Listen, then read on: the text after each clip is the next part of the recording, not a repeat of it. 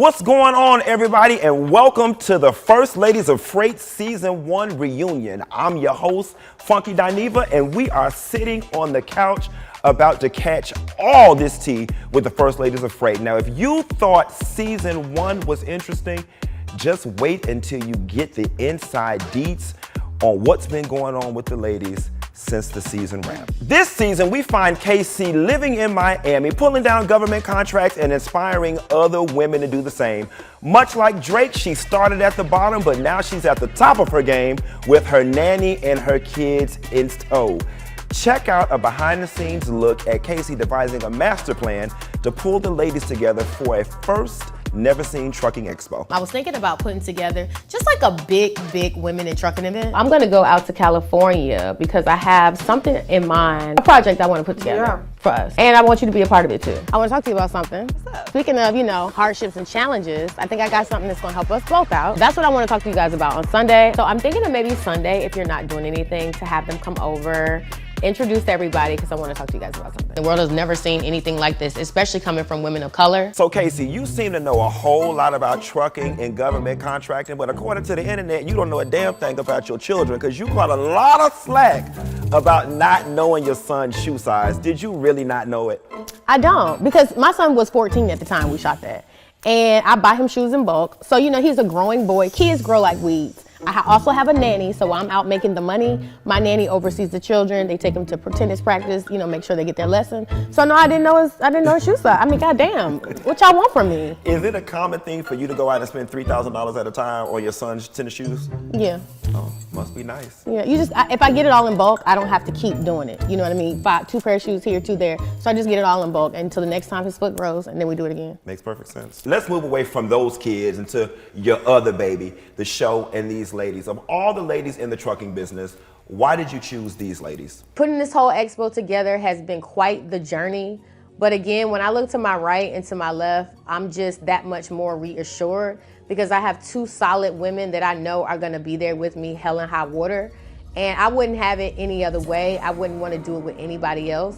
And I'm just more confident in the fact that I picked the right girls and we're going to pull this expo off. I chose these ladies because they are women of a certain caliber.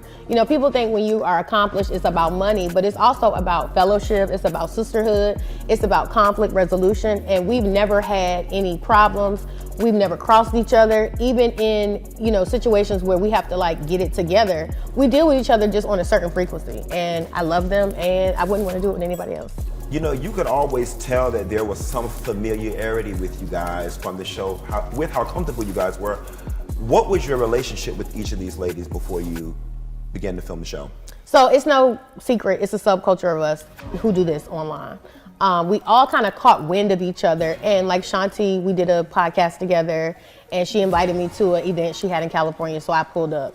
Michelle, same thing. We, caught wind of each other, reached out, and it was familiar, it was friendly, and we, got to the bag, and so it just stuck. Socialite and trucking magnate Shanti and her husband G are dominating the trucking industry on the West Coast with an ever-growing demand in trucking. But with children and them being married, it begs the question, can a young couple that work together actually stay together?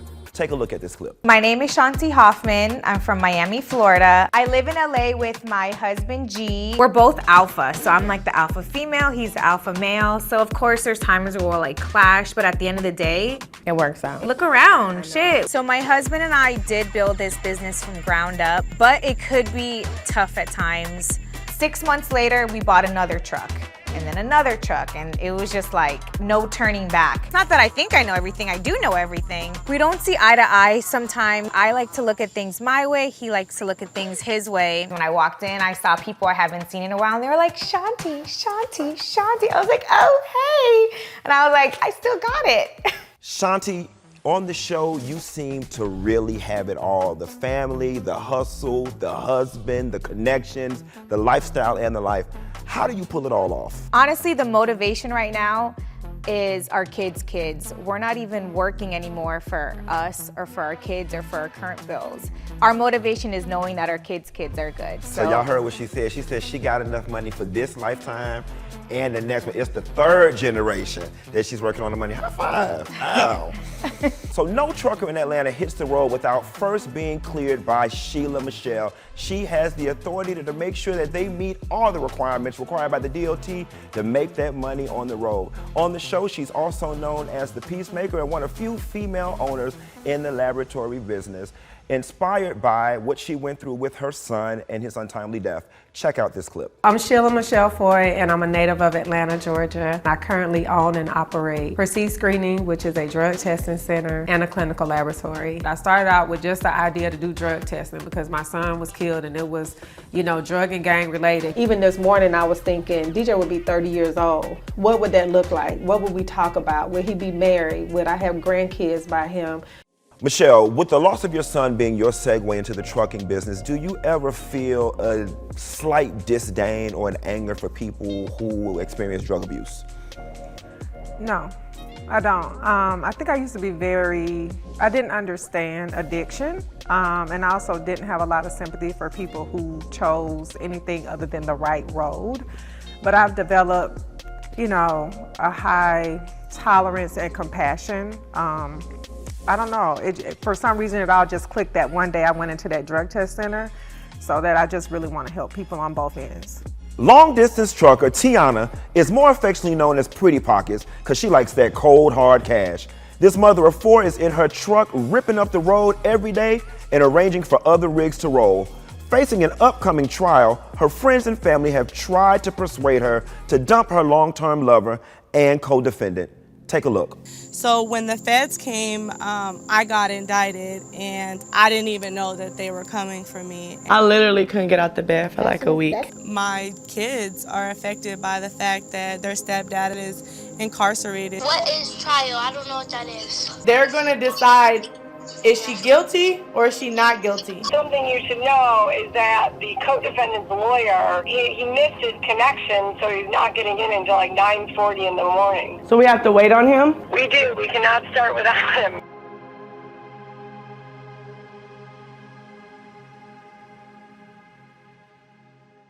As the newbie to the group, and some would say a mentee to Tiana, Chloe delved into the trucking world, dispatching in just 2 short years. With Tiana's looming federal court case, being new to the group and all of her personal issues, does Chloe have what it takes to be a part of this group? Casey and I, we go back. So when she reached out, I was just like, I'm absolutely in. All right, ladies, so did you guys ever think with so many different personalities that you guys would be able to pull this thing off? I did. I was overly confident we could pull it. I mean, at the end of the day, we're business women. We're not gonna commit to anything and waste time. If we're gonna commit, we're gonna show up. We're gonna show up and put our best foot forward. So I knew. What about y'all? I think because we're so different that it works. Yeah, I would agree. Yeah, and I think that, we're grown. You know what I mean, personally and professionally. And so when you have an assignment, you can just keep the alignment. It's just code. It's what you do. Yeah, When you have an I like that. you can keep the alignment. Okay. So speaking of alignment, and we see that Tiana's not here, and she's not aligned with you ladies right now. Coming into the show, did you guys know just how much legal trouble that she potentially was in? No, I was shocked. I was shocked, and to find out things kind of subsequently, I felt the way, if I'm being honest. Like, I felt like me reading things in articles that I could have found out from her, like I would have preferred to hear it from her mouth. Yeah, I was shocked. I just wish she had been more honest with us, honestly. Yeah, I wish she would have been more honest. I felt a little played. But I don't expect her, I don't expect her to be, that's her story, right? She still did just meet us, so maybe she was uncomfortable. Like, how is someone gonna go up to you and say, this is what I did or didn't do? Maybe she was just rolling with the flow to see what happens. And Yeah, but she didn't just meet me. And over the course of doing this, once we knew it was an issue and you knew you were going to court, I just felt like there were things that I found out later. I just would have preferred to find out from her. Well, and I can understand that too, especially considering the fact that y'all were putting together something in the future. Right. And knowing that her future may not be the same as you guys' future, it would have made a little sense for her to be a little more honest. But realistically, had she divulged what she had gotten into criminally, if you will, would you all still have been interested in working with her on this project? I don't know. I mean, I feel like I didn't even have the opportunity. So to go back now, it's kind of like, you know, so much money has been spent, so much time has passed. I don't know. I mean, that's a good question. What about you? Honestly, and Tiana actually, because of what she did in trucking, she actually has referred a couple of clients to me. So we also had, you know, a similar relationship that you and I have. I think that it would have at least been a fair chance to see what was the proper way if business was to be done. Because at the end of the day, it's a business deal. You know what I mean? It's your personal business, but it's a business deal. So I'm kind of with you. Like, we didn't have the opportunity to like weigh all the facts and figure out if we can make it work, should we make it work? Because this really could have worked in her favor. But I think by not being forthcoming, it you know, it's skewed some things. It is. So when we talk about working in her favor, Casey, what didn't work in her favor? Because we get a snippet where you say she called you collect, going off, you know, wanted to know. What was the business arrangement? What is it that she was expecting? Did you have her money? I mean, she kind of has an attitude with me, like called me last week and tried to check me and was like, you know, and let me tell you this and let me tell you that. This is a collect call, baby. You're not about to get off on me. But I mean, it just also speaks to like where her mindset is. And I told her a long time ago, when I pulled up on her at the yard in Cali, I said, if you get in a jam, let me know, I'll help you. So we talked and I said, listen, I know your trucks are down. This is what you're going through. This is what I can help you do. You got that dispatch course. While I'm selling tickets to the expo, I can also be selling your dispatch course. All I'm saying though, is at the end of the day, if writing a letter and being part of that is something that she's expecting, it's not that deep. Just write the damn letter. Where this lady money at? Listen, I have spent over $200,000 putting this together. So like our arrangement was, and they can attest to this, once we broke bread at the expo, that's when we would break bread. Until that point, and it took a lot longer than anybody thought. We have scheduled, she had the case. You know, Shanti was building a house, I moved. You know, we just had a lot going on. So I kind of felt like, why are you acting like I owe you something because you went to jail? Like, that's not my fault, you know what I mean? And, you know, we sent her money a couple times.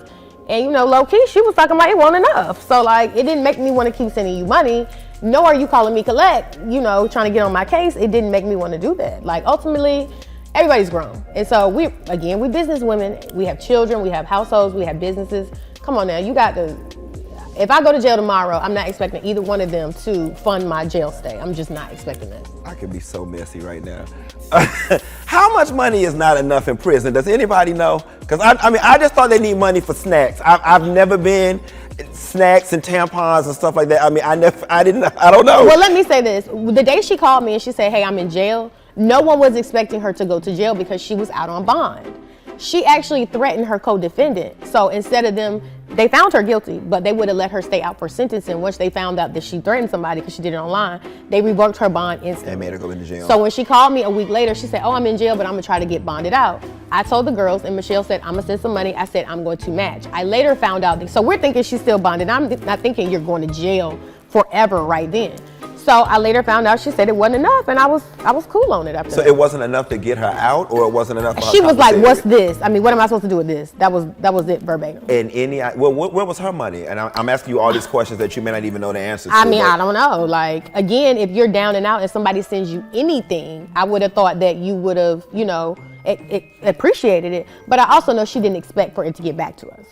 And can I add to that? What I feel like people think, because you are successful and you seem to have it all together, that it's okay for someone to count your money. And it's not, because our money is allocated for our bills, our lifestyle, our kids. So you could be making a lot of money, but our bills are high. Makes sense. So it's not fair, you know? It makes sense. You know, one thing that I love, and Shanti, you were the one who brought it up when she was talking about having to potentially go to jail. You were saying, you know, oh, we can run your trucks. Explain to the viewers what that means and what that would have looked like. So basically, her trucking company would have been run under my trucking company or Casey's trucking company, and basically just keep it going, and we could have sent money to her kids, etc. But I take it with the collect call and the subsequent hang up, that arrangement is now off the table. I don't think you would not do that. I didn't hang up. I mean, I asked her, by the time she told me she was in jail, it was like, I only got one truck left and I don't know if I want to put it on the road because it's cost associated with that. or I don't know what I'm going to do. I said, well, give me your digital course, and while I'm selling tickets, I'll sell it. I think at that point she was in the mind frame of just like going through the motions of like her woes, and she wasn't really hearing me. So the conversation to me would have been like, well, here, sell the course. I'll call this person, get the course. That was never really her main focus. So it's like, do you want me to keep giving you my money or help you make some money while you're going to be in here? It just wasn't her conversation. So after a certain point, it was like, what do you want me to do? And so who's the last person to talk to her? When's the last time you guys have heard from her, talked to her sister, her family? Out of the three of us, probably me. I talked to her and she called me trying to go off. And I said, I asked you for your dispatch course. She said I didn't. So I called the person on three-way who was on the phone, who heard me ask her for it, and the phone hung up. I assumed she hung up. I later got back to me, she didn't, and she thought I hung up, but I didn't reach out, and she haven't called. Maybe she didn't have enough minutes because y'all didn't send her enough money. I don't know. I don't know. I mean, I don't know how that works because I ain't never been to prison, so. Coming up on First Ladies of Freight. Noticeably absent, we know why Tiana is absent, but Chloe, the newbie to the group, she was sassy and full of fire. Whew. Last I knew, she was on some shots at the Jason Lee interview when you and her got into it, and we didn't get to see it as the viewers, but what happened in the elevator? I'm dying to know what happened in the elevator.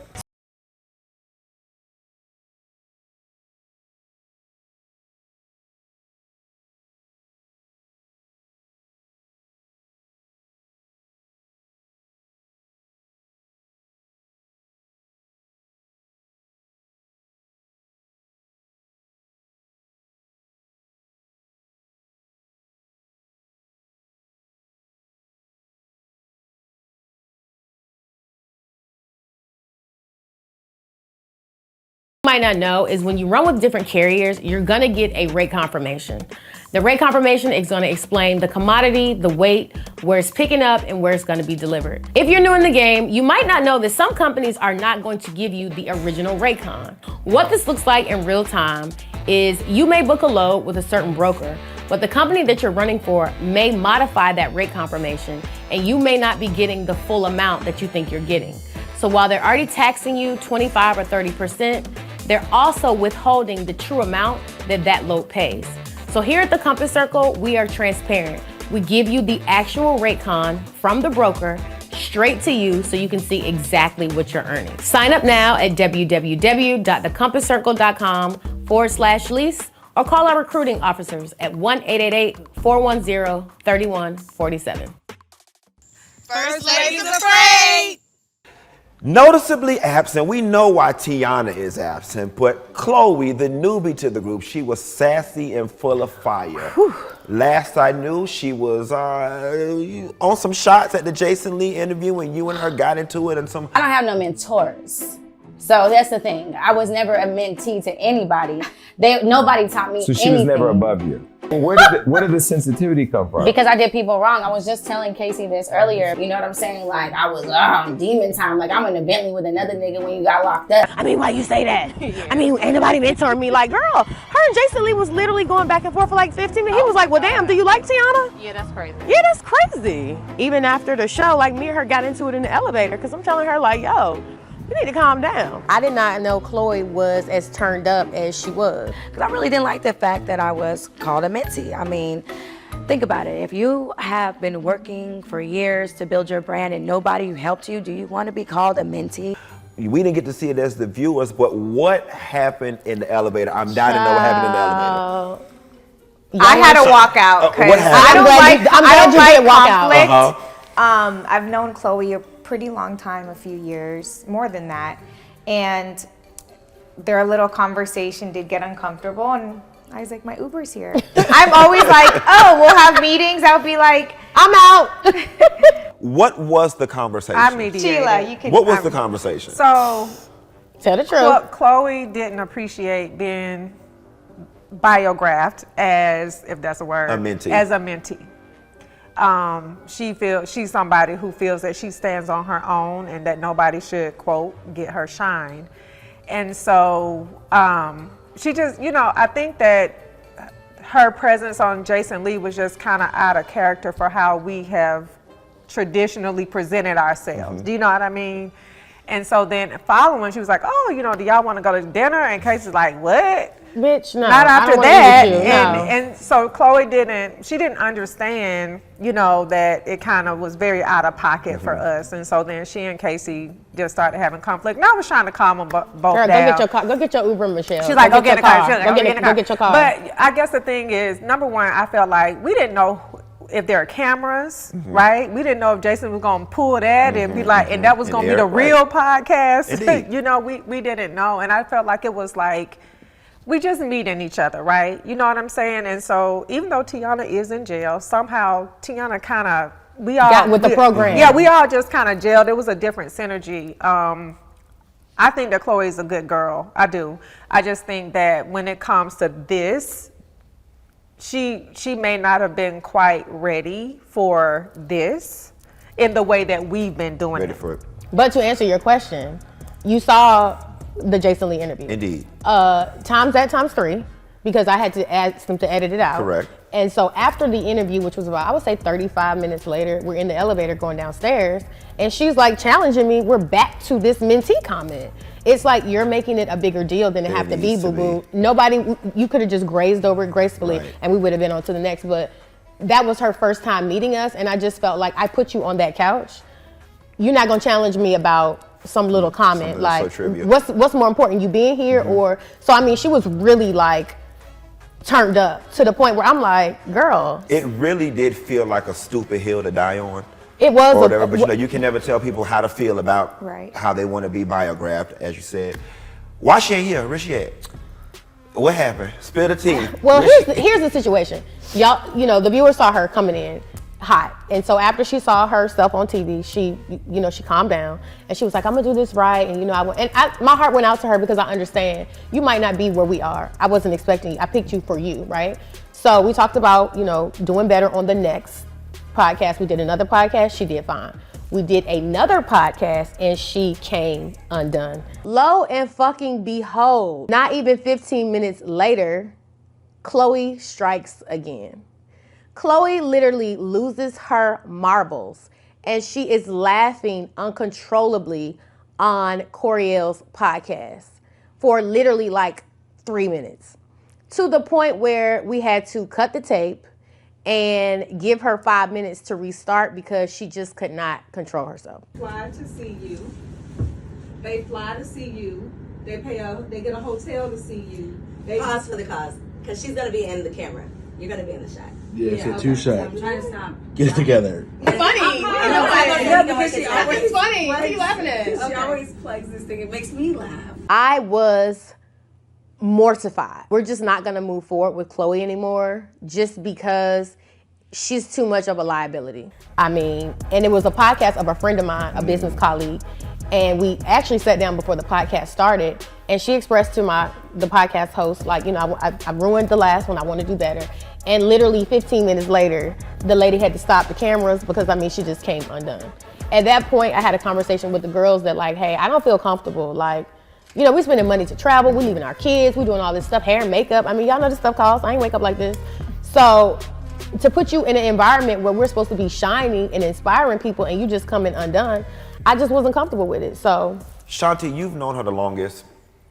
Do you think she's truly unpredictable in nature, or is it the reality TV bug bit her and she's trying to stand out and be that girl? Well, when I knew her, she was actually pregnant. So, and our kids were friends, and she wasn't ever this wild. So I don't, it's been a few years. So sometimes people aren't the same who they used to be. It was a little bit, it was extra. And Casey did have a talk with her to see, give her pointers. Do you need to take classes? Like, But I think the last straw is when they got into it in the. Michelle, this could potentially be your area of expertise. You think she owns something? Tell the truth. Well, here's the thing. Okay, I think that, adult beverages, right, are commonplace.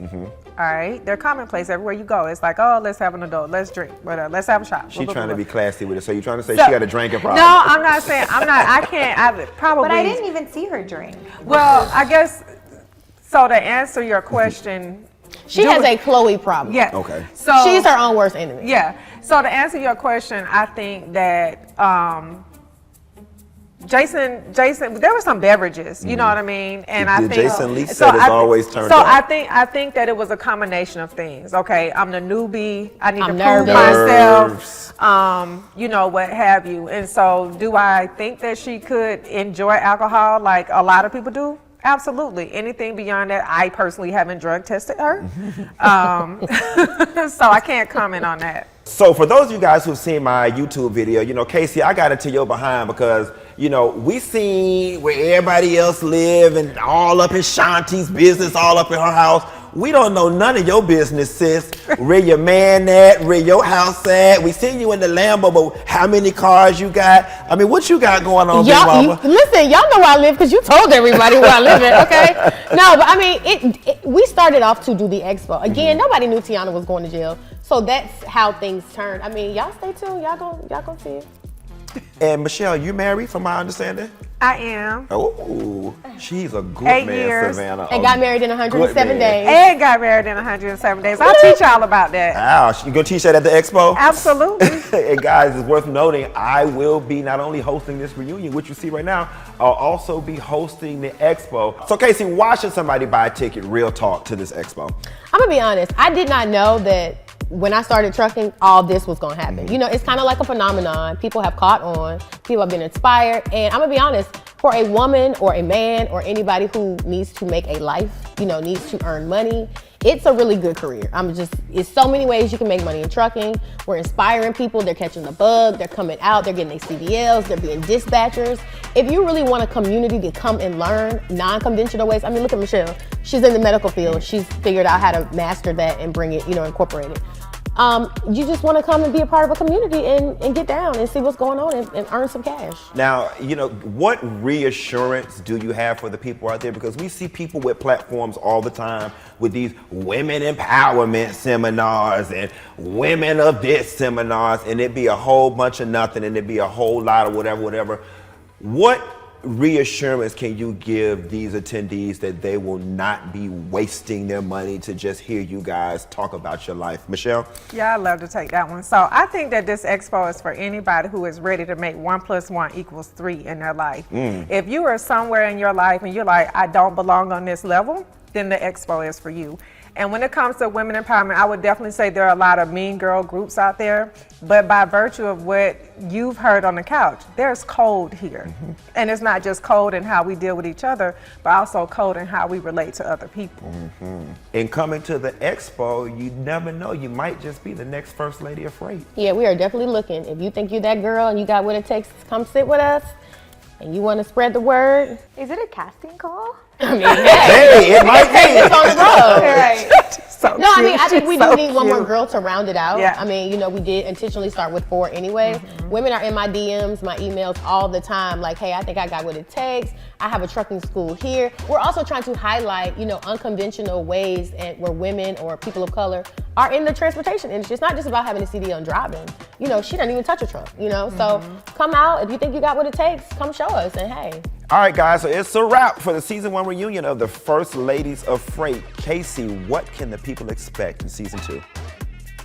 Fucking dogs, that's what. Casey, what can people expect for the second season of the First Ladies of Freight? Man, so on the second season of First Ladies of Freight, we're gonna find that 4th girl. Stop. Why is he like singing background, like legit? So on the second season of the first... Yeah, she don't like your voice. That dog, Okay. That's the time when she Which said, one let's is go.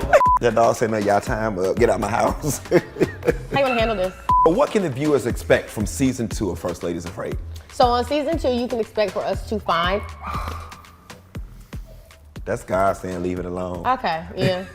I'm looking for that girl. I'm looking for someone who has, you know, mastered their niche. Looking for someone to be, of course, professional, but still can do it for the culture, because it's all about, you know, representation and inspiration.